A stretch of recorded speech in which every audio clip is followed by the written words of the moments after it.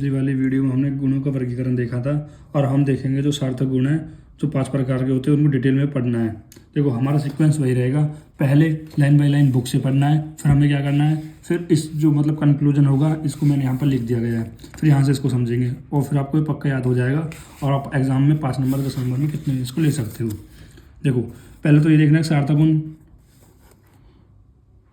गुण 5 प्रकार के होते हैं, शब्द, स्पर्श, रूप, रस, गंध। ठीक, अब वो सबसे पहले हम पढ़ेंगे इसमें शब्द कुछ भी नहीं है जिसको हम साउंड बोलते हैं, और साउंड कहाँ पर ट्रैवल करती है हमारे पास आकाश में, तो इसमें कौन सा पंच महाभूत होगा, आकाश।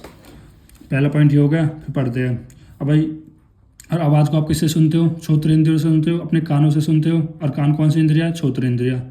कितना सिंपल है। जिस गुण को श्रोत्र इंद्रियों से द्वारा सुना जाए उसे क्या बोलते हैं हम, शब्द कहते हैं। शब्द गुण केवल आकाश महाभूत से होता है, ये भी हमने पढ़ लिया। शब्द के 2 भेद होते हैं, ध्वनियात्मक और हमारे साथ वर्णात्मक। देखो ध्वनियात्मक मतलब ऐसे जिसमें केवल आपको ध्वनि सुने, जैसे अगर मैं शंख बजा दूँ तो इसमें कोई आपको आवाज़ सुनेगी नहीं, केवल ध्वनि सुनेगी, ध्वनि की। आप शंख की आवाज़ जानते हो कैसी होती है, भैरी आदि, मतलब ये जो गिटार होती है, वायलिन होते हैं, ठीक है। गिटार वही जो आप अपनी गर्लफ्रेंड के लिए बजाते हो उसे इम्प्रेस करने के लिए, ठीक है। इनमें क्या होता है, केवल आपको एक ध्वनि सुनती है, ठीक है। फिर होते वर्णात्मक। वर्णात्मक में क्या होता है कि हमारे मुंह से कुछ शब्द बोलते हैं, कोई भाषा बोलती है, ठीक है। जैसे मैं कुछ बोल रहा हूँ तो आपको समझ में आ रही है, ठीक है, उसको बोलते हैं वर्णात्मक। शब्द वही है, ध्वनियात्मक, वर्णात्मक। अब हम देखते हैं अप्लाइड एस्पेक्ट। देखो अप्लाइड एस्पेक्ट ज़्यादा इंपॉर्टेंट होते हैं, इस पर आप मत जाने घोच पोच हो रहा है, क्योंकि मैंने जब पढ़ी थी तो इस तरह से मैं पढ़ता था और मेरे पास दूसरी बुक भी नहीं है। देखो पहले इसको पढ़ लेते हैं फिर इसको हम समझते हैं। बस आप थोड़ा समझने की कोशिश करना। रोग एवं रोगी परीक्षा में शब्द गुण का महत्व होता है। देखो रोग एवं रोगी परीक्षा में शब्द गुण का कैसे महत्व होता है। देखो अब जैसे कोई पेशेंट, रोग क्या होता है हमारे पास, डिजीज, और रोगी क्या होता है हमारे पास, पेशेंट। अब कोई आपके पास पेशेंट आया, जैसे आपके पास कोई पेशेंट आएगा तो मान लो उसके एब्डोमेन में कोई डिजीज है, ठीक है, एब्डोमेन में कोई डिजीज है, तो आप उसमें एब्डोमेन मतलब पेट में क्या देखोगे, उसमें आवाज़ सुनोगे। मतलब क्या सुनोगे, साउंड सुनोगे। भाई ऐसे तो नहीं कहीं गैस की आवाज़ है, या ऐसे तो नहीं है जो उसके लंग्स की जो एबनॉर्मल आवाज़ होगी, साउंड हो गई है, तो ऐसा तो नहीं है। तो इनसे क्या पता लगाओगे। अब उनसे कह रहा है कि आप उसकी व्याधि को पता लगा सकते हो, इसका ट्रीटमेंट डायग्नोसिस कर सकते हो, तो इसका कितना महत्व है। देखो फिर आता है वात उदर। देखो वात उदर का मतलब समझते थे। वात उदर का मतलब देखो 2 टर्म में तोड़ लो, वात प्लस उदर। उदर में क्या है, वात, ठीक है, वात किसमें, उदर में। इसको कि वात उदर की परीक्षा में आदि में त्रिजति शब्दात भवती, अर्थात इसका मतलब क्या होता है, जो ये वर्ड लिखा हुआ डिफिकल्ट से पढ़ लेना। अर्थात उंगली से उदर पर आघात करने पर वायु से भरे हुए मशक के ऊपर ताड़न करने से के समान शब्द का होना कहा गया है। देखो मशक मतलब क्या है, जो बैग लाइक स्ट्रक्चर है उसको बोला गया है, ठीक है।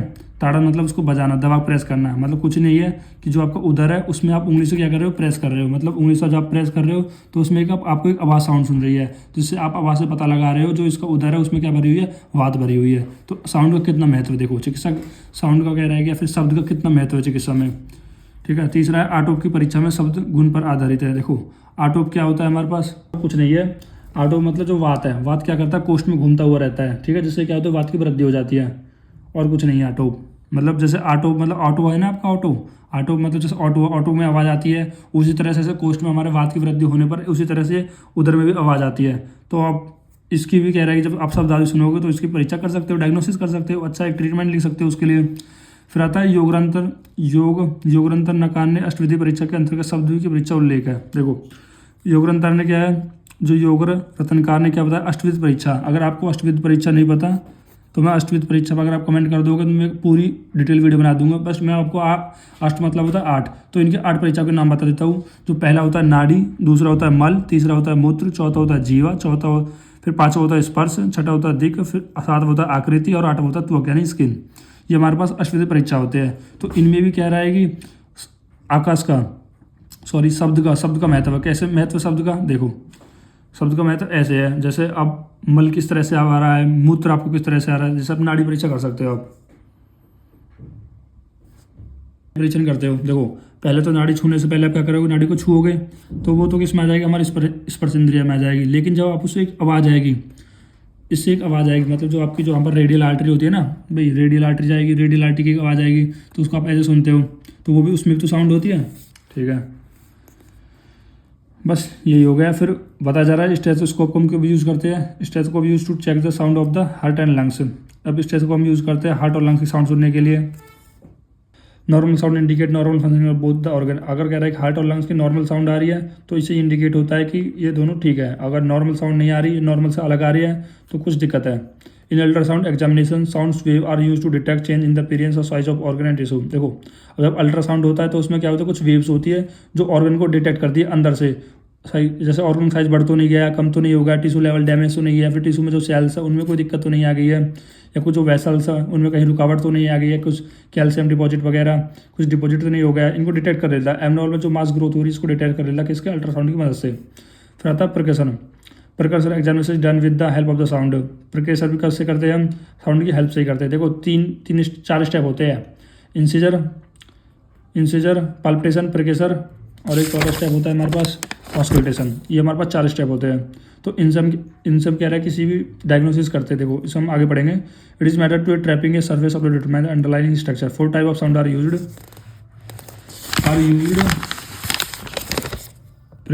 रेजोनेंट, हाइपर रेजोनेंट, स्टोनेट, डल एंड डल। मतलब ये कुछ रेजोनेंट साउंड्स होती है जिनसे क्या पता लगाता है। देखो, जैसे कोई आप ऑर्गन की एक साउंड सुनते हो, ठीक है, तो इसमें क्या होता है, अलग अलग साउंड आती है, रेजोनेंट, हाइपर रेजोनेंट, स्टोनेट, डल एंड डल। ये आपके फर्दर टॉपिक है जिसको हम अभी नहीं समझ सकते, नहीं अभी आपको समझ आएगा। जब आप सेकंड थर्ड ईयर में आओगे तो आपको ये समझ में आने लगेंगे। देखो, अब हम पढ़ते हैं स्पर्श। स्पर्श हमारा कुछ भी नहीं है। स्पर्श हम क्या करते हैं, देखो स्पर्श मतलब टच करोगे ना, आप टच करोगे। अब स्पर्श किससे करोगे, आप कौन सी इंद्रिय से करोगे, स्पर्श इंद्रिय से करोगे, ठीक है। अब स्पर्श इंद्रिय जब आप स्पर्श करोगे तो आपको कैसा लगेगा, या तो ठंडा लगेगा, या फिर गर्म लगेगा, या फिर नॉर्मल लगेगा, ना गर्म लगेगा ना ठंडा लगेगा ज़्यादा। तो ये हो गए। अब आगे देखो, जिस गुण में केवल स्पर्श इंद्रिय से जाना जाता है उसे स्पर्श कहते हैं। मैंने पहले ही बता दिया भाई, जिस गुण को स्पर्श इंद्रिय से जाना जाता है उसे स्पर्श कह रहे हैं। स्पर्श के 3 भेद हो गए, या तो ठंडा, छूने पे ठंडा लगेगा, या छूने पे गर्म लगेगा, या अनुचित स्पर्श लगेगा। शब्द स्पर्श फिर क्या बताया जा रहा है, देखो थोड़ी कैमरे में प्रॉब्लम हो रही है एडजस्ट करने में। देखो फिर क्या है कि स्पर्श गुण पृथ्वी, जल, तेज और वायु महाभूत में पाया जाता है। जो स्पर्श गुण है वो पृथ्वी, जो स्पर्श गुण किस में पाया जाता है भाई, पृथ्वी को भी आप टच कर सकते हो, जल को भी आप टच कर सकते हो, वायु को भी टच कर सकते हो, ठीक है। आकाश को टच नहीं कर सकते, नहीं, ठीक है, और नहीं आप वायु को टच कर सकते हो, मतलब पाया जाता है। जल महाभूत का सीधे स्पर्श होता है, तेज महाभूत का उष्ण स्पर्श होता है, ठीक है। पृथ्वी और वायु महाभूत का अनुचित स्पर्श होता है। ये भी दिखाया गया है यहाँ पर टेबल में। जो स्पर्श होता है, जल का शीत होता है, तेज का उष्ण स्पर्श होता है, और पृथ्वी और वायु का अनुचित स्पर्श होता है। अब इसके हम देख लेते हैं क्लिनिकल एस्पेक्ट, चिकित्सा महत्व। कैसे चिकित्सा महत्व कि रोग एवं रोगी परीक्षा में, देखो आपको दिख रहा होगा यहाँ पर, रोग एवं रोगी परीक्षा में गुण का भी महत्व है। एवं रोगी परीक्षा में गुण का भी महत्व है। किसका, स्पर्श गुण का भी महत्व। भाई कैसे कि कोई अगर आपके पास पेशेंट आएगा, पहले आप उसे टच करोगे ना, भाई आपको इसका फीवर हो रहा है तो भी आप उसे टच करोगे, ठीक है, या फिर आप उसे मतलब कहीं आप टच कर, स्पर्श गुण का महत्व भी तो है। फिर जलोदर की परीक्षा में उदक पूर्ण धृति क्षोभे भंस स्पर्श, अर्थात उदर पर स्पर्श करने पर जल से, देखो जलोदर क्या होती है, जलोदर होती है एसाइटिस होती है। एसाइटिस कब होती है, कह रहा है ये लीवर की एक डिस्फंक्शन हो जाता है।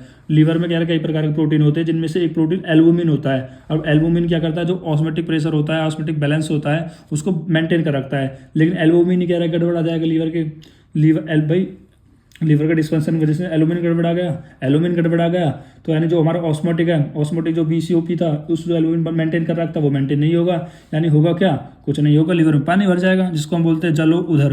देखो इसको टर्म तोड़ लो, जलो प्लस उधर, मतलब उधर में क्या हो जाएगा, जल आ जाएगा, ठीक है।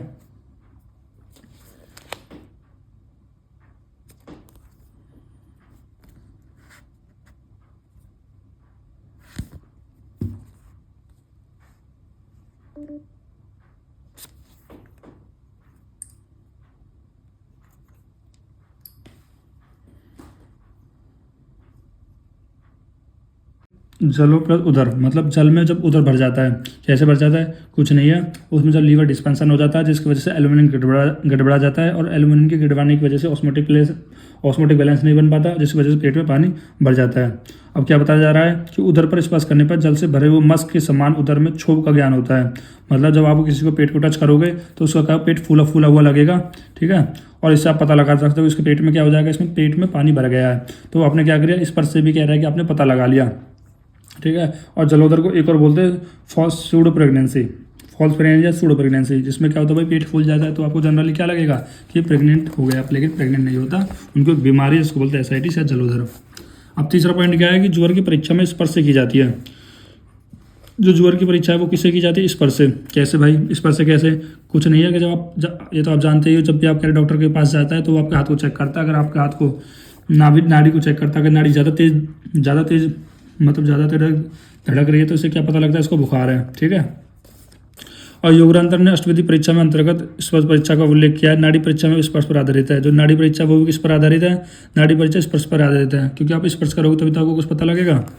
फिर हमारे पास रूप है। रूप देखो, खुद सोचो, रूप किससे देखता है? रूप किस में होता है? हमारे चक्षु इंद्रियों में। क्यों होता है? क्योंकि इसमें तेज होता है। ठीक है। और रूप है।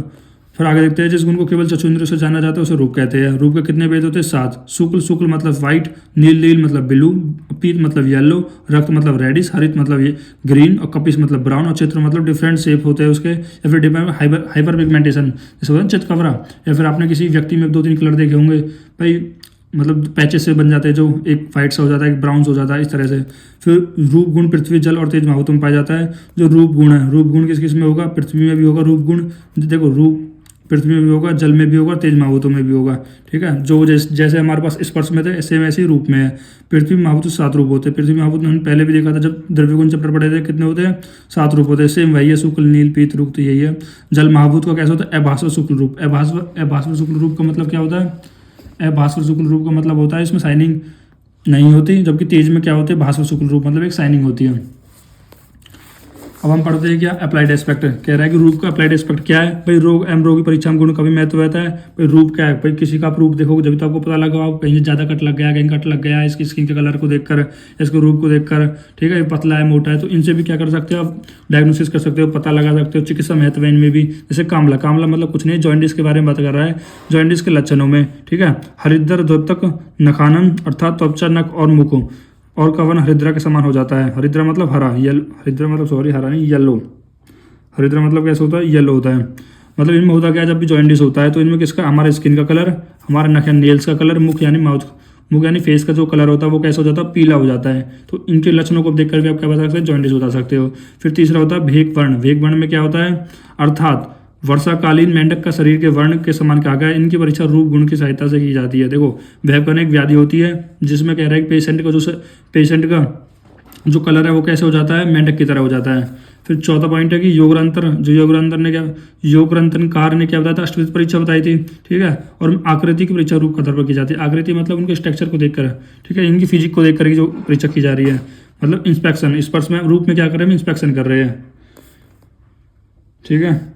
और हमारे पास, और हम शब्द में क्या कर रहे थे? स्पर्श में क्या कर रहे थे हम? पाल्पिटेशन मतलब किसी चीज़ को दबा रहे थे, टच कर रहे थे। अब आता है हमारे पास रस। अब रस देखो, रस केवल एक ऐसा हमारे पास ऐसा कोई सार्थक गुण है जिसमें केवल हम अनुमान परीक्षा करते हैं। देखो, रस को हम किससे कह रहे हैं? रस को कौन से इंद्रियों से कह रहे हैं टेस्ट किया जाएगा? रस इंद्रिय से टेस्ट किया जाएगा। रस कितने होते हैं? मैंने पहले बताया था 6 रस होते हैं, जो षड रस होते हैं। ठीक है। अब पढ़ लेते हैं कि जिस गुण में केवल रस इंद्रियों से जाना जाता है जो रस कहते हैं। रस के 6 भेद होते हैं, मधुर, अम्ल, लवण, कटु, तिक्त, कसाय। रस गुण पृथ्वी और जल महाभूतों में पाया जाता है। पृथ्वी महाभूत में पूरे 6 रस होते हैं।